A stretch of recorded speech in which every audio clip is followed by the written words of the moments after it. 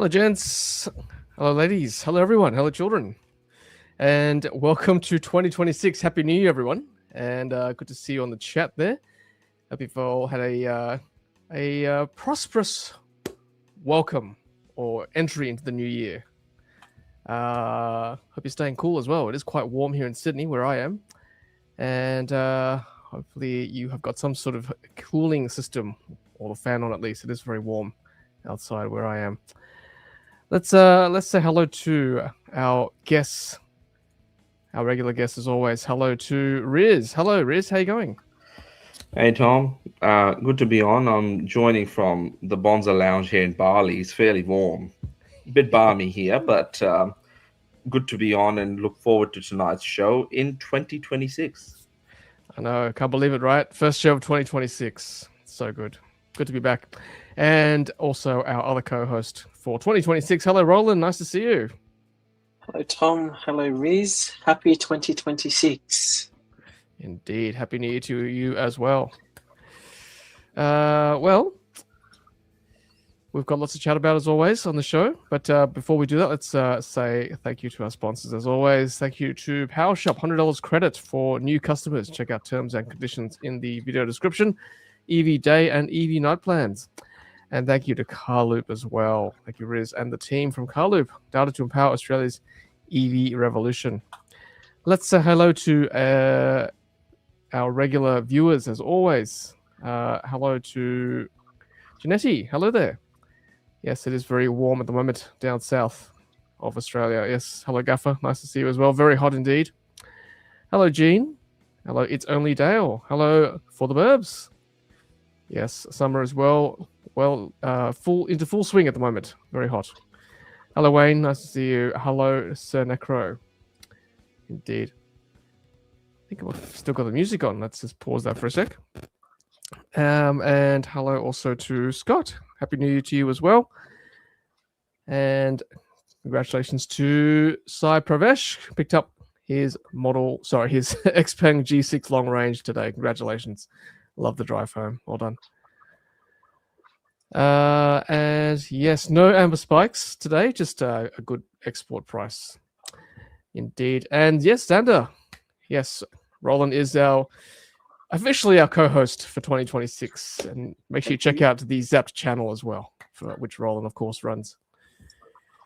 And hello to Andrew as well. Indeed. All right, gents. Let's start with this one. So we've always got Hollywood Riz with us, of course. And no better way to start 2026 than this. Riz, on our national broadcaster, the ABC. Run us through this one.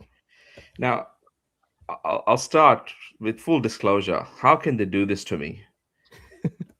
They put me right in the middle of a ring of two of the industry heavyweights, Tesla and BYD, and they wanted to know, has BYD really overtaken Tesla in terms of EV sales in 2025? And yes, they have. But I tried to stabilize things a bit. You know, it's not all things that are not really going well for Tesla as a brand, because they're focusing on different things. So anyway, ABC reached out on Saturday morning, and in less than an hour's time, they wanted me to be on talking live to their morning show host, Fawzia, about what's going on with BYD overtaking Tesla in terms of BEV sales. And yeah, it was just quick chat, and didn't know they were going to take snippets out of it and put it on the news. Riz, I can't think of anyone better than to represent the EV industry than yourself. So no, it's good. Yeah, you know, that's all you need, an hour's notice, right? That's all we need in this industry. It moves quickly. My runners are on. I had to sprint back, get ready, find myself a BYD to be in, so that we could actually set the stage for what this interview was about. Well, let's walk through this topic that you've just touched on, BYD versus Tesla. Has BYD actually surpassed Tesla in car sales for 2025? Battery electric, yes. They sold about 2.2 million battery electric cars, and then the rest were, of course, PHEVs. And yeah, from all accounts, of course, BYD is selling cars at a very different price point. majority of their cars are under the BYD brand, and where Teslas, of course, most of their vehicles are, even in Australia, are above sort of $50,000.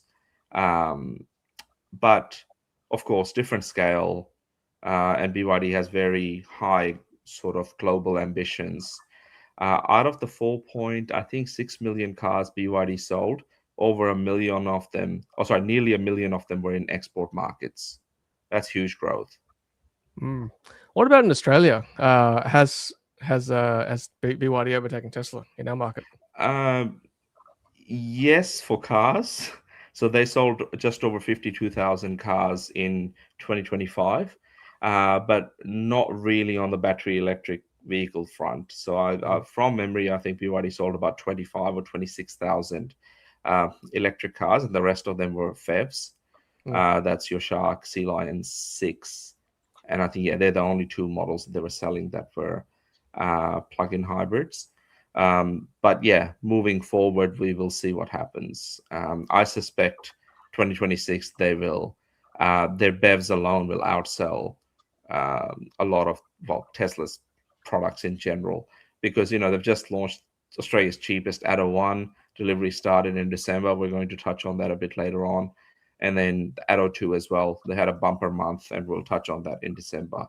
So I think they've set the stage for what they really want to achieve in 2026. Yeah, I think I tend to agree with you, Riz. Looking into our crystal ball, I think it's only a matter of time. The BEVs will just take over.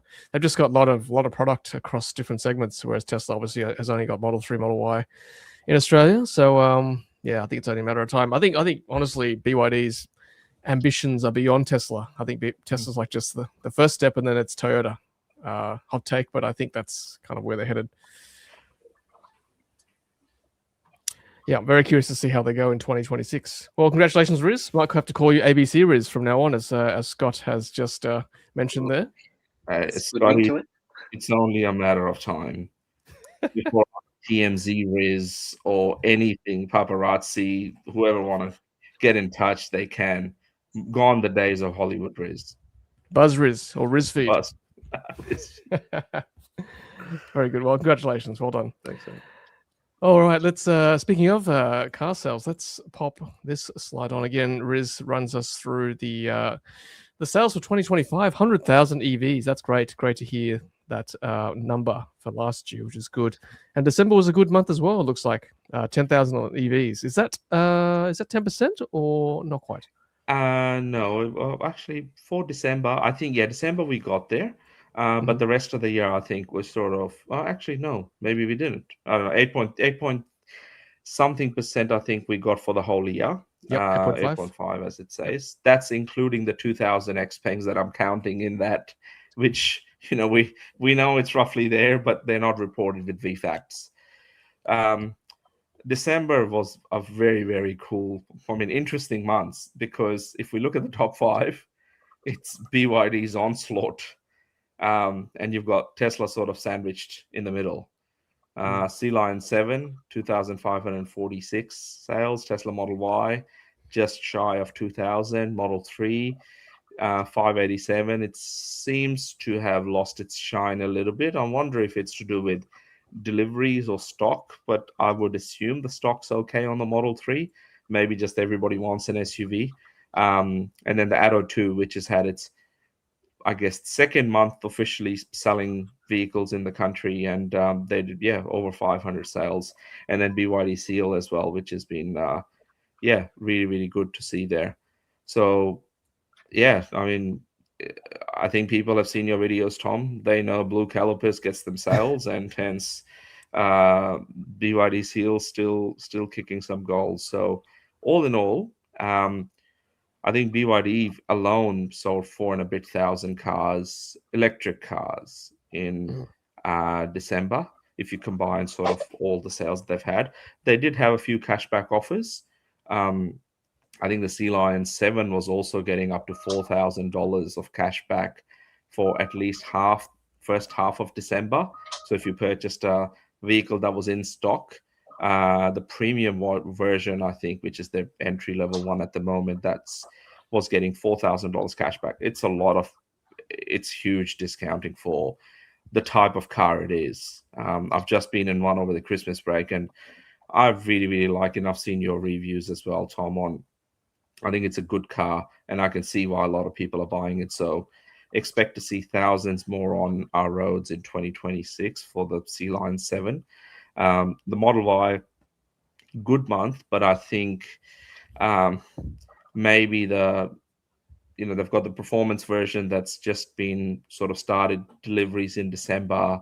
I don't think that's really the version a lot of people are going for. The mass market is still looking at the rear-wheel drive in the long range. And then the Model 3, I guess we'll see what January holds, but we're expecting a quiet month for Tesla in January. Yeah, anecdotally, I've seen a lot of BYD Sea Lion 7s in my neighborhood and just around the North Shore, which is good. So obviously those discounts have certainly filtered through, and that's a bumper month for BYD, 2,500 Sea Lion 7s. So congratulations to BYD. And good to see the Atto 2 as well, as you said, Riz, 531 sales. So yeah, looking forward to seeing those on the road, and wouldn't mind testing one of those as well in Sydney. Just driving that around, I'm sure it'll be a good little car to have. I saw just quickly, I saw something today, and maybe our audience can verify this, but one of the posts from BYD said that BYD Sea Lion 7 in December was the 4th best-selling car in the country.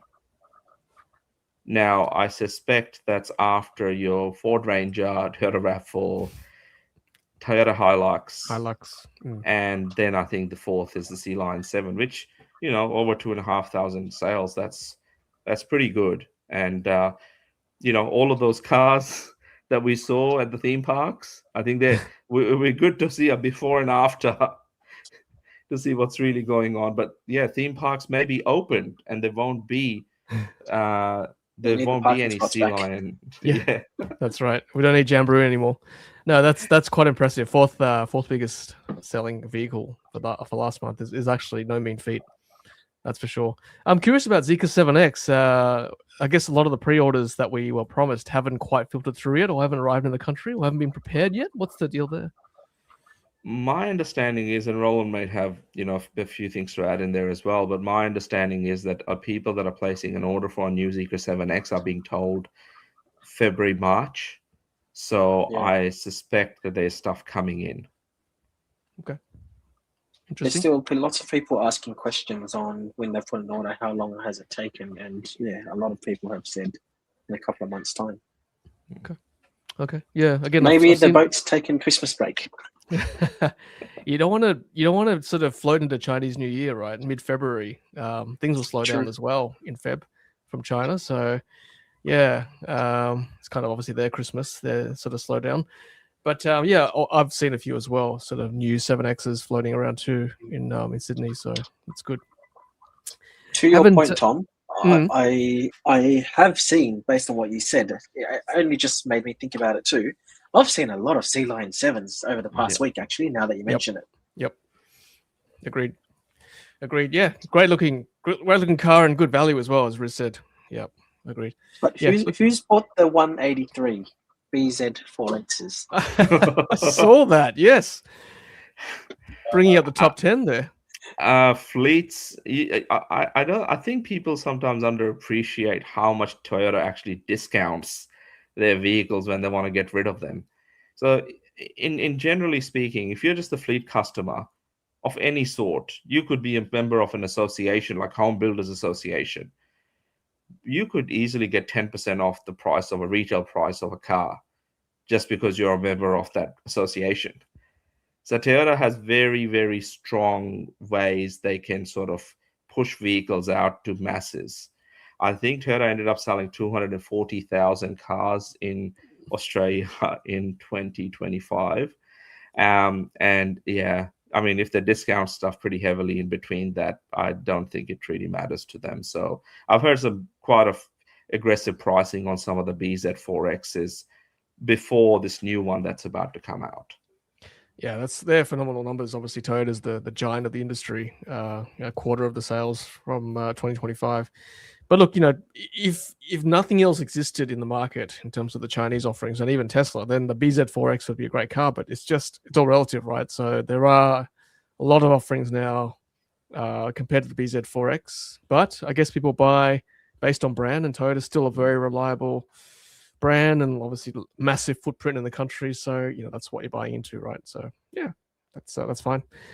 Kia EV5 still holding up, which is good. Still a good car. It's good.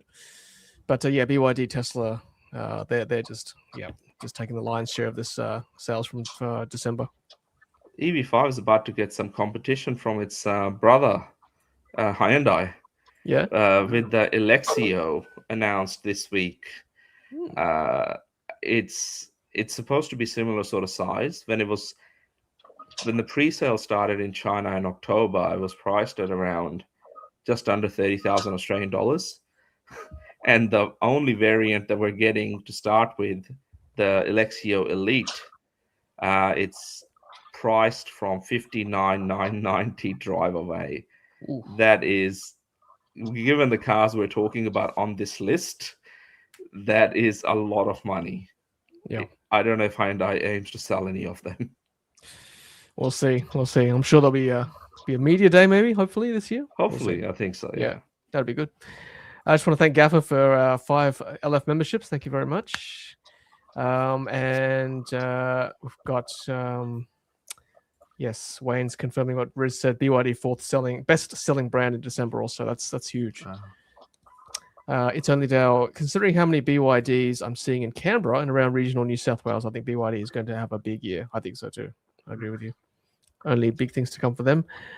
Xander asks, Riz, are the sale numbers based on orders taken or vehicles delivered? Riz, I think it's delivered, isn't it? It is, it's delivered nowadays. It used to be just a lot of questionable reporting used to happen in this industry, but they've tried to make it a bit more streamlined so it's a bit more accurate.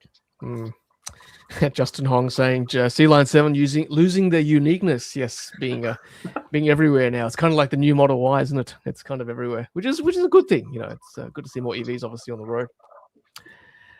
John saying lots of good deals on BZ4Xs on car sales. Demo models for around 45k. That's not bad. Wow. Yep. EVAs asks, correct. Depower, Leapmotor, obviously XPeng, which Riz touched on, not reporting. What's the deal? Are they just further down the list? They are unfortunately quite a bit further down the list.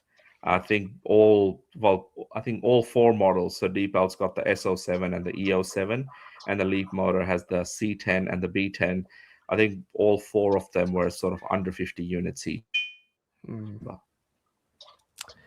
Stephen's saying quite a few BYDs out in Western New South Wales. That's great. I guess having a BYD in Dubbo and Orange helps, of course. Absolutely, having a footprint anywhere helps local sales for sure.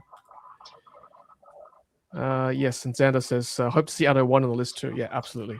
We'd love to see the Seagull make that list. Exactly. So it didn't make the list, but they did deliver about, I don't know whether this number was selected specifically for the month because of good luck. 88 were sold in December. Basically, the first month, giving it good luck for the following year, which is 2026 now, and I think they're going to have a pretty big month. As soon as I saw something, I think it was on Facebook, that someone had received theirs last week. I went out to the local dealer, and they were doing test drives already. Oh. So it's good to see, and I think January onwards, there's going to be a few big months of the Atto 1. Yep, cannot wait to zip that around Sydney and find the parking spots I can't normally fit in. So, yep, BYD, if you're listening, get those press cars out to us, please. Yeah, and back to the 88 thing. Nothing is ever coincidental when it comes to good fortune, Riz. You know that, yes. And Roland. They'll stop the orders to go, we're giving you 88 only, and that's it. You're not getting any more. Correct. And actually, I've jumped on Facebook, as you mentioned that, Riz, because I thought I remember seeing it. There's a post on there, and I'll put it up on X for everyone to see. Someone snapped a photo at the port. There's a bunch of Atto 1s and 2s sitting there. So that's all of the 89 and onwards. Yeah, that's right. 89 and onwards. The misfortunate ones until it gets to 888. That's it. Oh, too funny. Okay, let's push on. Thank you, Riz, for that. Let's show you guys this one. So this is from Daz, one of our viewers. So yes, is this the fastest Zeekr 7X charge in Australia? He achieved 378 kilowatt on the 400 kilowatt amp charge charger at Eastern Creek de Savo, which is the fastest EV charger in Australia, which I've also tested myself personally. He got from 10 to 80 in 16 minutes, which is not bad. But he did reach 378, which is pretty quick, which is the fastest I've certainly seen for sure. So that's good. Definitely. Good to see Zeekr's charging as promised. Looking good there, Daz. Nice color as well. That's probably the one I would have chosen, the grey, personally. You can see 380 on the screen there too, so well done. Super quick. Just enough for a toilet break, quick snack maybe, and walk back to the car. You'll be done. Very good. Unless you got kids. Then you're moving your car. It's too quick. And obviously these are for trucks, these drive-throughs, but still, it's good if you've got a trailer or something. You can just pull through like that, these chargers. I did test the other side, the eastbound on the M4 on the other side for Ampol with the GAC Aion V today. So, yeah, and that's got a fast charging rate, 180 kilowatt as promised on the spec sheet, and not bad. It got pretty close to that actually at 40% stated charge. So good to see that car charging quickly. Just adding something there, Tom. I mean, that car is like, what does it start at 42,500 plus on-roads or something like that? That's what we are dealing with in terms of competition. So I really struggle to see how Hyundai can charge close to 60 grand. I mean, yes, with on-roads, you're looking at $45,000 car.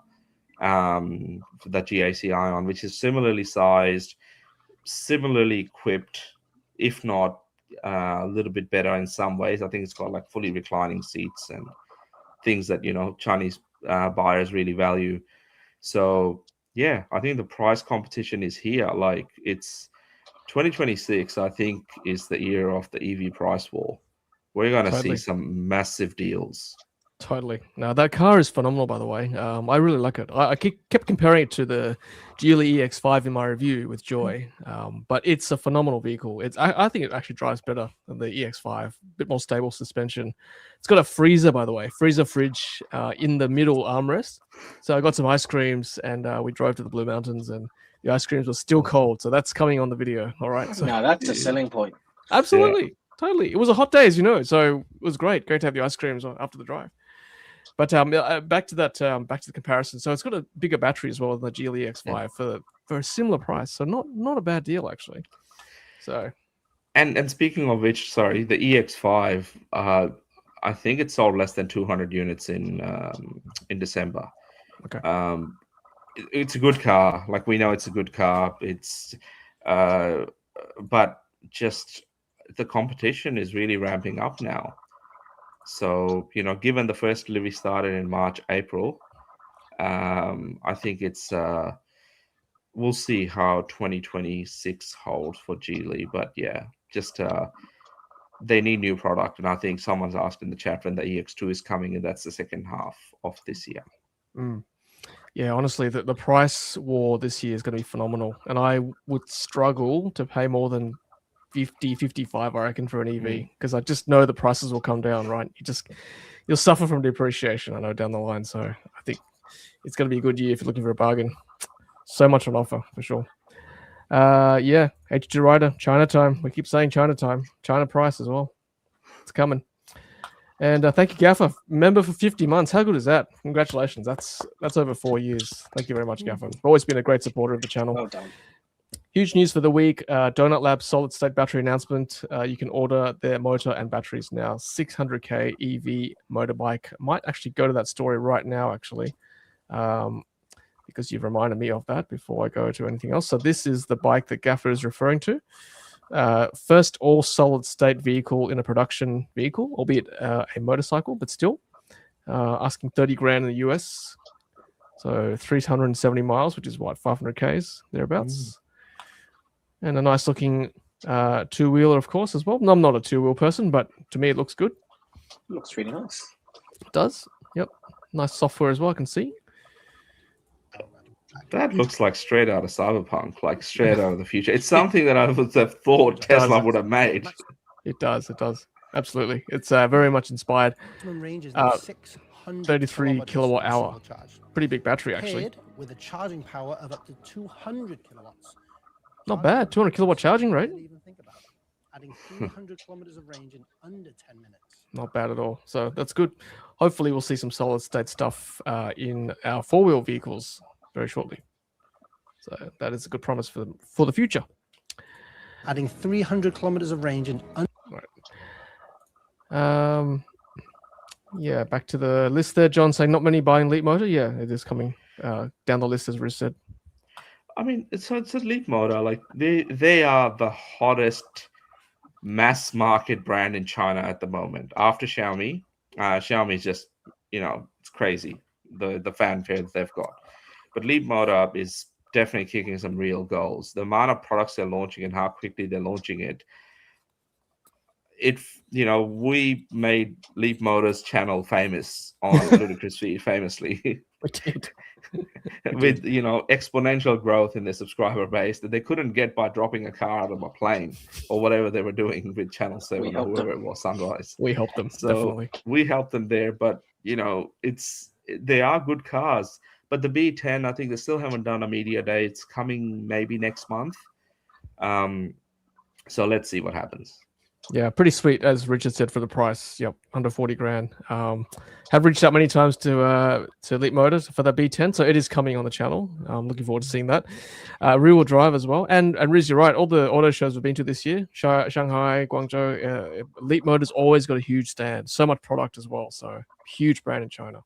I think it's a bit of a dark horse in Australia. It's just a bit, what's the word? Underrated. I think it's a lot of product.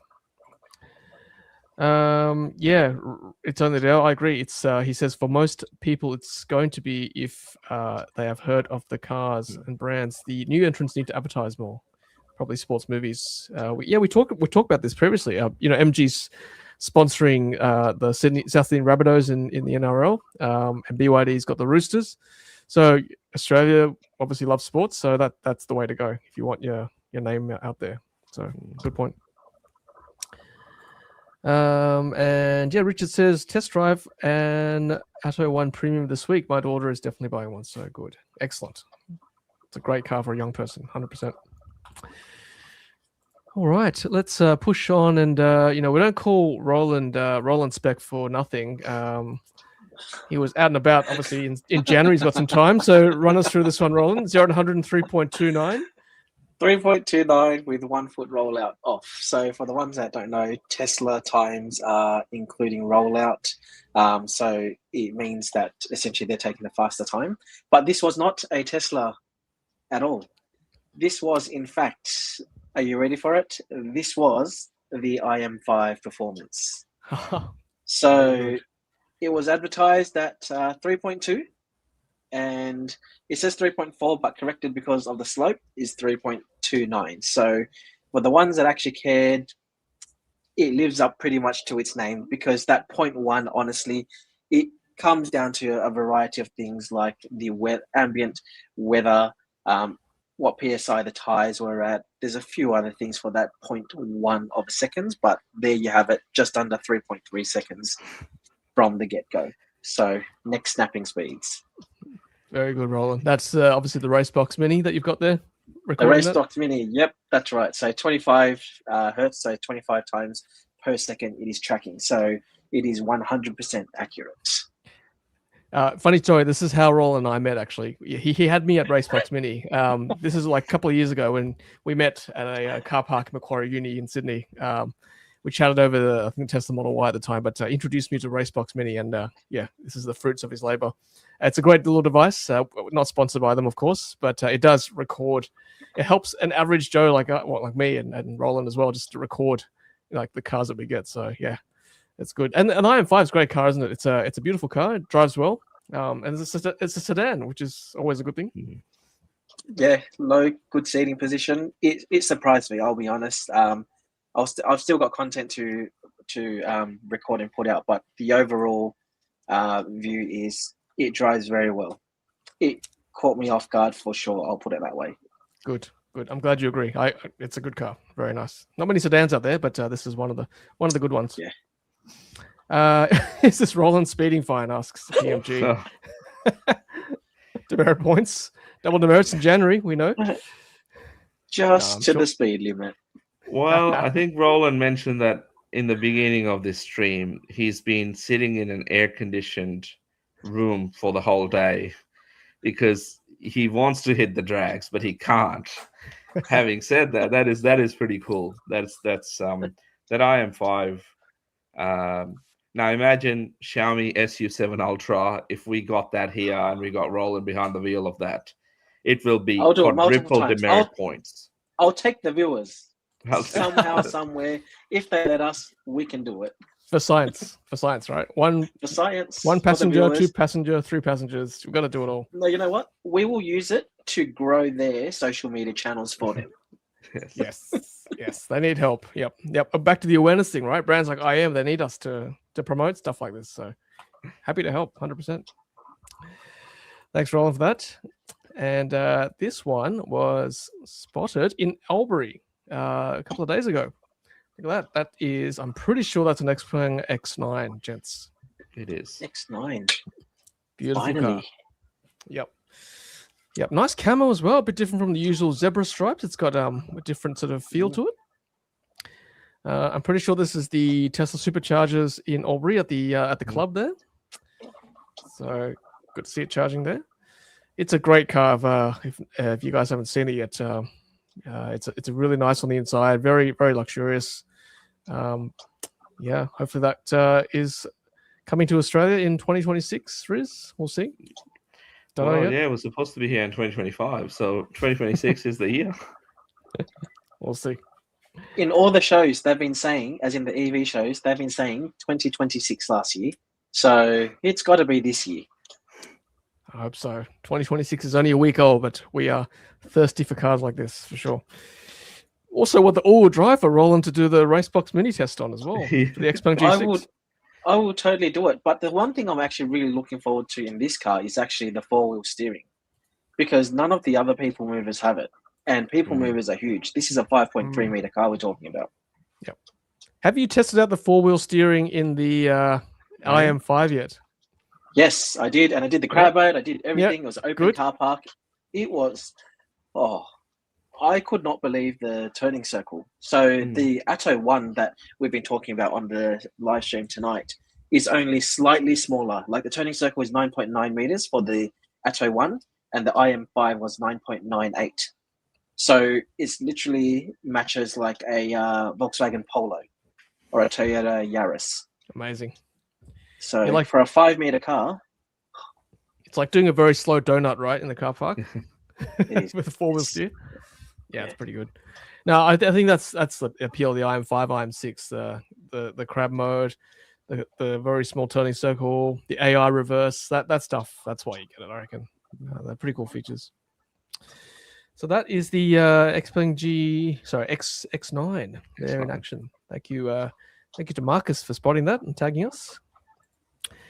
Now let's talk about this, Riz. The Xiaomi SU7 coming to China in April 2026, so not far away, asking $32,800, which is a pretty darn good deal, if you ask me.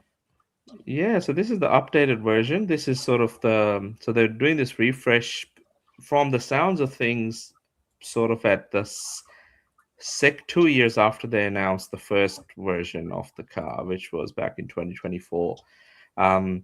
Getting quite a lot of tech upgrades. I think the base model's gone from 400 volt to close to 800 volt architecture, faster charging, good battery tech. They've had a few incidents in the last year or so, mainly around sort of the safety element, where people were trapped in cars and a whole lot of. They've tried to make major improvements, updating the number of airbags, the maximum sort of body strength that it's got as well. And I think even a roll cage of some sort is sort of been put into it as well. So quite a lot of big changes they've made to this vehicle now. And, and more power, of course, Roland, more power. Even the base models and stuff have more power. Never enough. So I think it's going to continue to sell really well. I have heard that after 2 years or so, variants like Ultra, which was launched about a year ago or less than a year ago, that top spec variant has now you can find quite a few on the used EV markets in China for about 20% below what they are new. But with this sort of tech upgrades in the standard, I think it's Max and Pro, or Pro and Max variants, it's going to continue to sell really well. Yeah, I love the nomenclature. It's like an iPhone 17, isn't it? Pro Max. I personally can't tell the difference between the new and the old just looking at it. I mean, obviously there's new tech in there, but I'm sure there are little minor improvements for aero and so on. But it just looks good. And having seen the Ultra U7 in Guangzhou recently, it's a phenomenal looking vehicle. And you cannot believe the price of this car, honestly. And for all the tech that's included, obviously all the Xiaomi accessories fit beautifully in there as well. So I guess, gents, the question is when Australia and overseas, right? That is the question. 26 for Europe. Well, I think Q3, Q4 for Europe, and then not sure about right-hand drives. I probably think later half of 2027, possibly for right-hand drive markets. Yeah, almost 900 volt charging, so it'll be very fast. And obviously the range at the headline there, that's obviously CLTC, so take that with a grain of salt. Probably, even if it's 700, I'll take that. That's a pretty good range already, right? Yeah, I was going to say, even if it's 600. Correct. Yep. With a LED foot, I'll still be happy. Yeah. LED foot? No, Roland? Surely not. No, it's good. Good pricing. Look at that. Base 32 grand, and then the top spec $44. So that's like 60, 65 Aussie. So that's still very good. Yeah. Well, we can only dream. Hopefully that'll come to Australia. If not this year, then next year. So fingers crossed. And just a bit more Tesla news from Roland here. So what is this? What's going on here? Is there there's a hairline crack in the tail light apparently? In the tail light, yeah. So I had a good friend of mine sent me a photo. Not this one. This was just a picture that I found, so I could show where it was. If it's the other picture, yep. So that was the actual picture. So you can see a hairline crack where the red is, and it's pretty much like a two-piece part on the tail light. So the green is just where it actually connects on. So apparently, it's potentially something that's common. So I guess just wanting to see if anyone has heard of it as well. But there has been a few instances that it has been reported. So, yeah, just bringing that to light. Okay. Well, if anyone in the chat who is a Model Y Juniper owner, let us know. See if it's a common thing.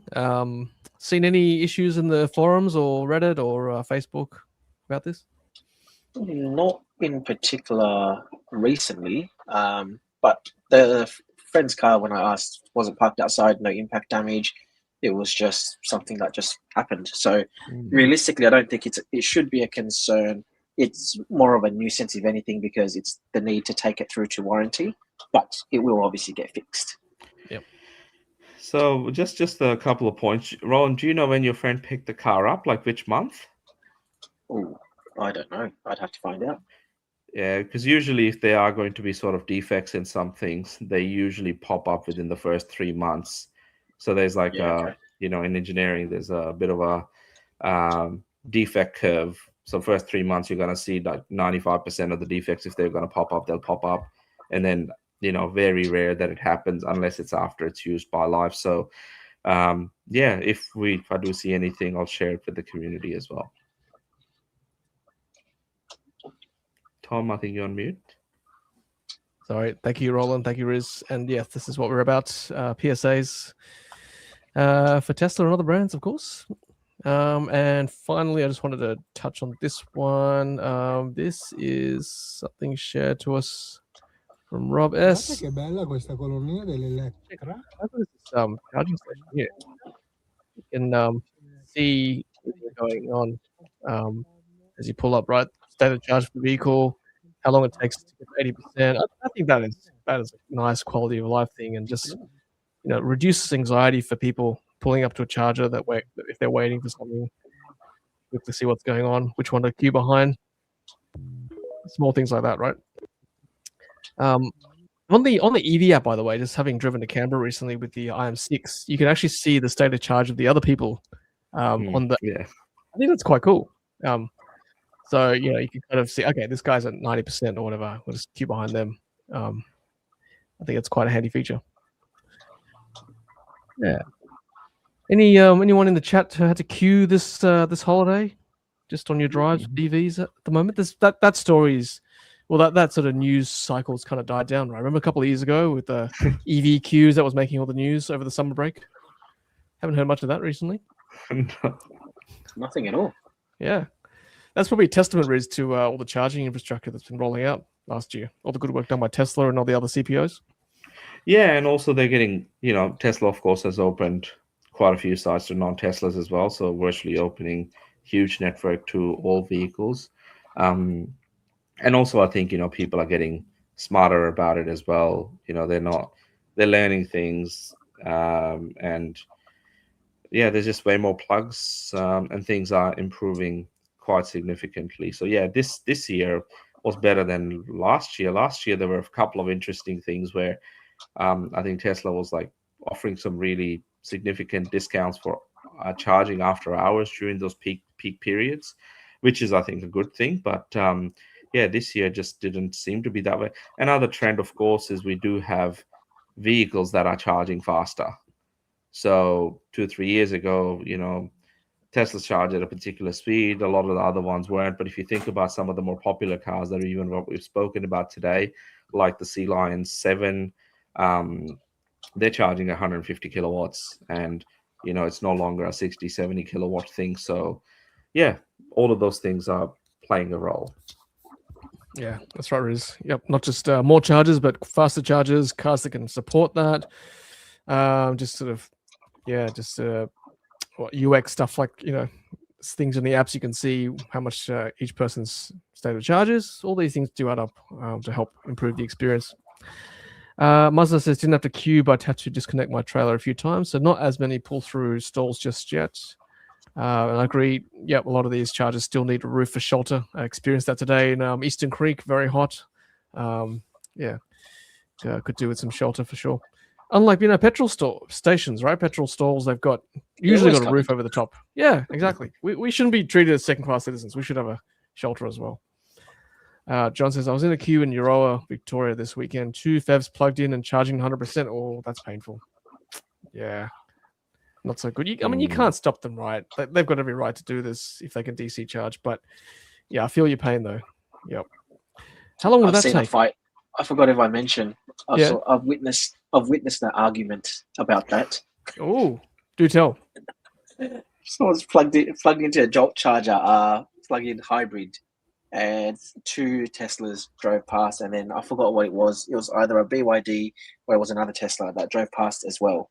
I mean, it's just a small local place for a Jolt charger, right?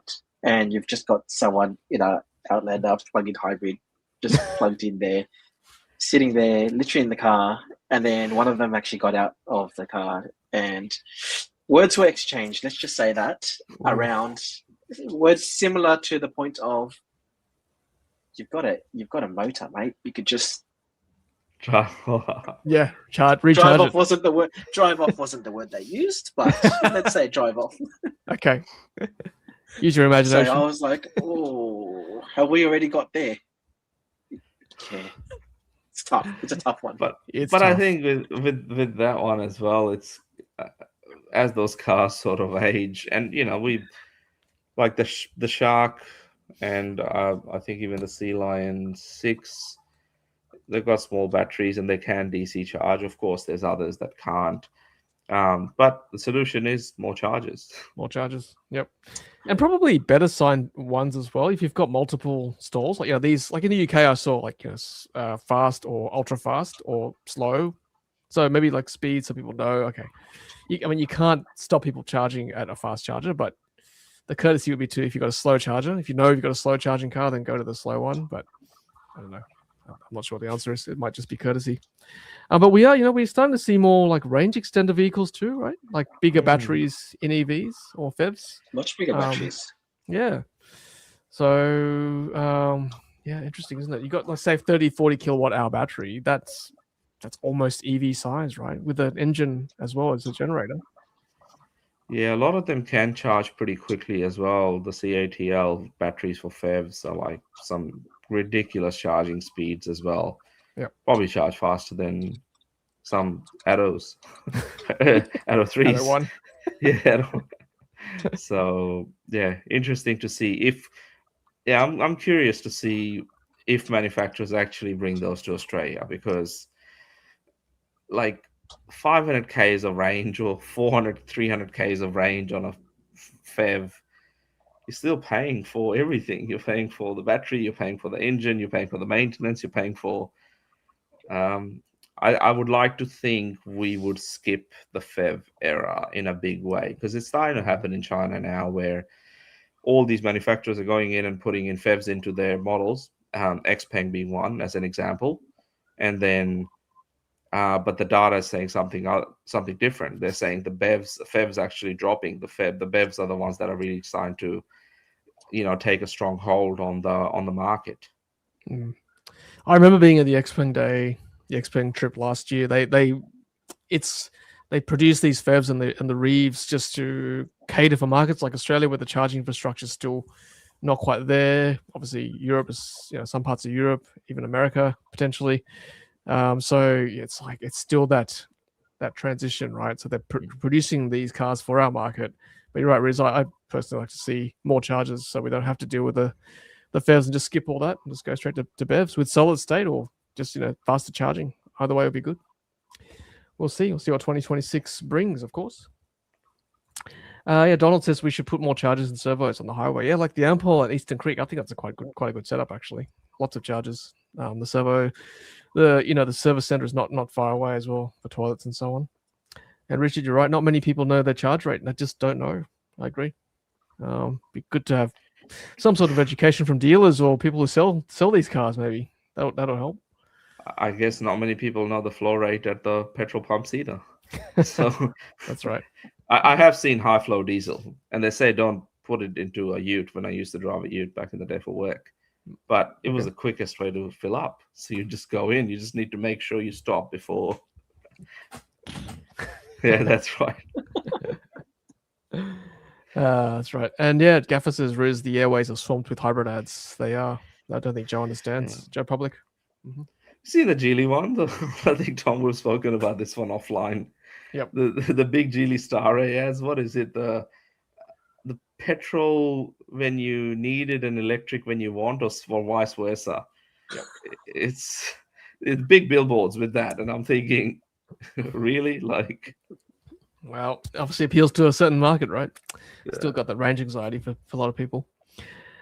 One problem with the chargers on the highways is that freeways are not where the electrical infrastructure is. That's also very true, unfortunately. All right, gents. Well, there we go. That's the first show of 2026 all wrapped up. Excellent. Good to get that out of the way. But great to have so many of you watching as well at the 48-minute mark, 155 viewers. So good. And of course, thank you to our co-hosts, Riz and Roland, for the first show of the year. Gents, as always, thank you very much for your time. Thanks for having us on. Thank you. Thank you. And we'll have a interesting show next week, actually. Just give you a preview. We might actually do something a bit different. We've got potentially a special guest from the US who has attended the CES show in Las Vegas, and we might have him on to chat about that. So stay tuned for that. Got that coming up next Wednesday. Should be good. Alrighty. Here we go. This is a good suggestion from For the Burbs. Perhaps have a maximum kilowatt rate on the inside of the filler flap. That is not a bad idea. Like on the petrol cap, right? Or petrol lid, unleaded only or something, but have the kilowatt number for these cars. Now, we have seen what's inside those flaps previously, and it's something along the lines of do not apply hose violently, which is don't inundate it with water. So maybe they can replace that with the maximum. Yeah, something more useful. Allowed. Yeah, that's right. All right, everyone. Well, thanks for watching, and thank you, Riz and Roland. Sorry, I moved that one and put our sponsors page up. There we go. All right, thanks, guys, and thanks, ladies. Thank you for watching, and we'll see you next week on the show. See you later. See you.